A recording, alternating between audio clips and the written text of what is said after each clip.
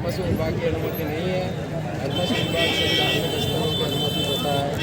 और ये जो कैथोलिक किसान जो संस्था है, फिलिडेल्फिया है, शालोम कलीसिया है, इन संस्थाओं ने यहाँ पे गैर कानूनी विधि विरुद्ध आदिवासियों को 40,000 आदिवासियों को ईसाई बनाए और 56 चर्च बनाए हैं, और वो भी आदिवासी की ज़मीन पे। जिला प्रशासन का रिकॉर्ड जो हमने निकाला आरटीआई से, उसके अनुसार जिले में विधिवत कोई भी ईसाई नहीं।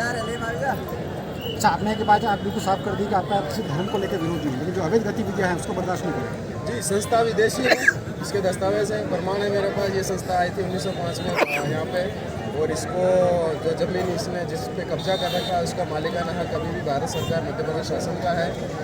इसका सिर्फ कब्जा है इस पर, और इसको ये ज़मीन जो कब्जे के रूप में मिली हुई है, ये स्वास्थ्य, शिक्षा और समाज, गरीब समाज की सहयोग, सहायता, मदद के लिए ज़मीन दी गई थी, न कि धर्मांतरण, न कि अवैध चर्च के लिए।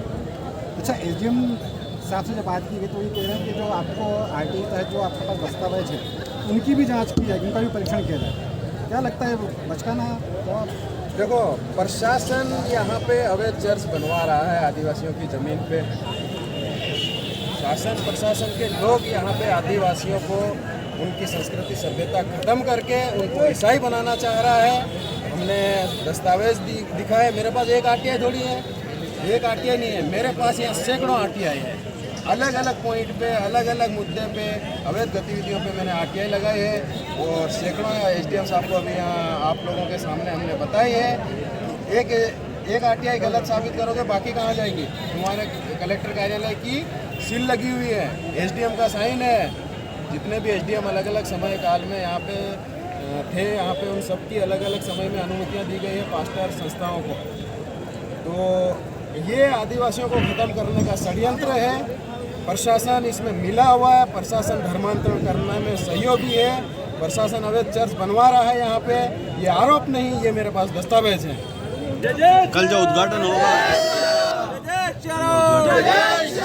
आजाद जी, जैसे आप प्रशासन पे आरोप लगा रहे हैं, क्या आपको लगता है कि प्रशासन के ऊपर भी सरकार है, तो इसमें सरकार जो कि खुद डिलिस्टिंग की बात कर रही है, सरकार के कई अनुशासनिक संगठन डिलिस्टिंग की बात कर रहे हैं, क्या वो लोग आपके साथ में जुड़े हैं? शासन के लोग, शासन के संरक्षण के बगैर प्रशासन की हिम्मत नहीं है।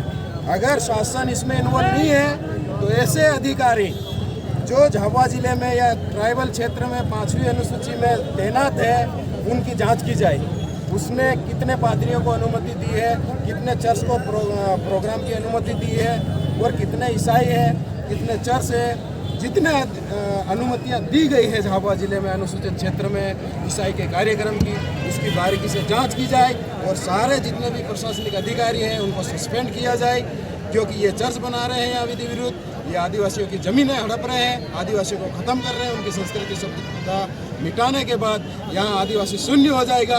ये ज़मीन ईसाई और प्रशासन, जो ईसाई मिशनरी और जिला प्रशासन मिल के आदिवासी को खत्म करके जमीन हड़पने के साजिश में शामिल है जिला प्रशासन। अच्छा, प्रेम सिंह जी, लगातार पेशा एक की बात की जा रही है, मुख्यमंत्री प्रचार कर रहे हैं और कह रहे हैं ग्राम सभा को अधिकार है, और आपकी ग्राम सभाएं भी लगभग प्रस्ताव पास कर रही है, उसके बावजूद भी इस प्रकार की गतिविधियां चल रही है। लगता है आपको पेशा एक्ट लगा है झाबुआ में? जी, हमने इचकिया में ग्राम सभा द्वारा प्रस्ताव पारित किया इसी संस्था के खिलाफ, इसी पादरी के खिलाफ।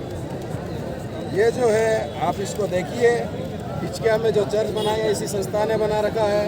ये चर्च है, ये संस्था है, ये मैं उसी पे आ रहा हूँ।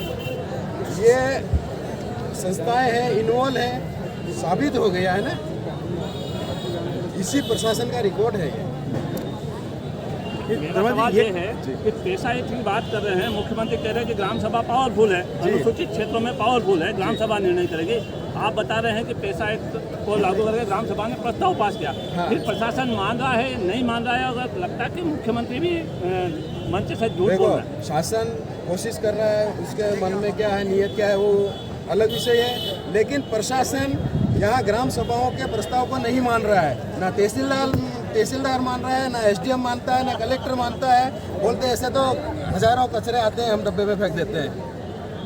इस तरह का रवैया है प्रशासन का, और प्रशासन ही ईसाई मिशनरी की मदद कर रहा है, सहयोग कर रहा है विधि विरुद्ध धर्मांतरण और अवैध चर्च में। ये मेरा आरोप नहीं, मेरे दस्तावेज बोल रहे हैं। अच्छा अजय जी, एक बात और है कि विहिप लगातार इस मामले को उठाता आया, लंबे समय से इसको लड़ाई लग रहा है। आपको लगता है कि जो हिंदुत्व की बात करने वाले जो राजनीतिक नेता हैं वो आपसे दूर होते जा रहे हैं इस पूरे प्रकरण के बाद? जी, वो हिंदुत्व से भाग रहे हैं। उनको हिंदुत्व का नाम इसलिए चाहिए सिर्फ सत्ता पाने के लिए या कुर्सी पाने के लिए, जैसे मिल जाती है फिर सेक्युलर हो जाते हैं। सेक्युलर हो जाओ, हम भी सेक्युलर ही है एक तरह के। लोग जो आरोप लगाते हैं, हर धर्म का रेस्पेक्ट करो, हम आदिवासियों का भी रेस्पेक्ट करो। मिशनरी को हम ये बोलते हैं, हमारी ज़मीन तुम क्यों हड़प रहे हो, हमें ईसाई क्यों बना रहे हो गैर कानूनी रूप से। विरोध करना किसी धर्म का विरोधी नहीं होता है। हम अवैध धर्मांतरण, अवैध चर्च का विरोध कर रहे हैं। आदिवासियों को बचाने के लिए, उनकी संस्कृति सभ्यता बचाने के लिए हमें हक है। क्या मिशनरी को सारी आज़ादी है? हमको नहीं है। हम कौन है फिर? हम कौन है? हम झाबुआ के हैं ना, तो हमारे अधिकार कहाँ गए? सारे मिशनरी को दे दिए क्या? आज का कार्यक्रम जो था आपका कल को निरस्तीकरण को लेकर, जी, निरस्त जो बहुत बड़े चर्च, अवैध चर्च का उद्घाटन समारोह 25 तारीख को, वो निरस्त होना चाहिए। शासन प्रशासन ध्यान दे, निरस्त करे। इन संस्थाओं के, विदेशी संस्थाओं के ऊपर वैधानिक कार्रवाई करें, इनकी जांच करके एफआईआर करके इनको मान्यता रद्द की जाए और इनको भारत से भगाया जाए। ये सारी अवैध चर्च और अवैध धर्मांतरण में लिप्त है। अगर ये कल का निरस्त नहीं होता कार्यक्रम तो क्या कल की क्या रणनीति? तो हिंदू समाज, पूरा आदिवासी समाज सड़कों पे आ जाएगा। वो अपने तरीके से गांव में चर्च बनाए हुए हैं, अवैध पादरी घूम रहे हैं, संस्था वाले घूम रहे हैं। फिर माहौल खराब होगा तो जिम्मेदार प्रशासन होगा।